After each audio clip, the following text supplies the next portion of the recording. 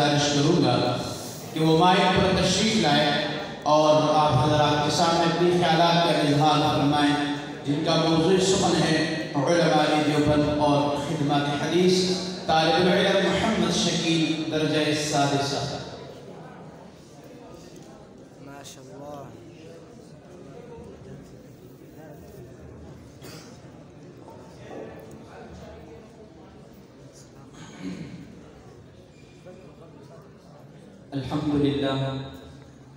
الحمد لله وكفى والصلاة والسلام على سيد الرسل وخاتم الأنبياء.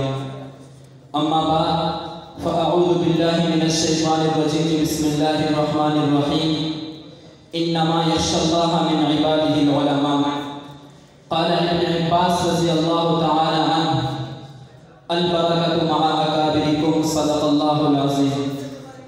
ڈر کر نہیں تھے دیوبند حق بات چھپانے والے، ڈر کر نہیں تھے دیوبند حق بات چھپانے والے، ہتھ کڑیاں پہن کر تھے حق بات بتانے والے۔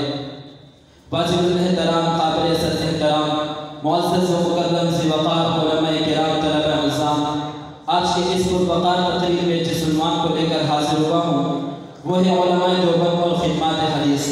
عزیزان محترم، علماء دیوبند کی خدمات پر کچھ عرض کرنا سمندر کو کوزے میں سمو دینے کے مترادف ہے۔ بقول علامہ یوسف بن نوری رحمہ اللہ کہ جو حقائق میری نگاہوں کے سامنے ہیں وہ مجھے مجبور کر رہے ہیں کہ میں اعلیٰ رؤوس الاشہار یہ دعویٰ کروں کہ اگر سرزمین دیوبند سے علم و معرفت کا یہ چشمہ صافیہ نہ بہا ہوتا تو ہندوستان کی سرزمین سے 13ویں صدی ہجری کے آخر میں قرآن و سنت کے علوم کا خاتمہ ہو گیا ہوتا۔ لیکن علماء دیوبند کی خدمات کو چشم فلک نے دیکھا کہ مشرق سے مغرب تک، شمال سے جنوب تک عوام و خواص نے اس بات کی شہادت دی ہے کہ علم حدیث کے میدان میں علماء دیوبند کے نقوش قدم بدر کامل کی طرح روشن و تابناک ہوئے اور ہو رہے ہیں۔ سامعین توجہ کرنا، اسی علم حدیث کے خوشگوار بیٹے اور لیٹے پوتے کی آبیاری جس طرح مسند الہند نے سرزمین ہند پر کی، اس شجرہ ولی اللہ کی شاخوں کو عالم کے تابناک ستارے علماء دیوبند نے تناور درخت بنایا،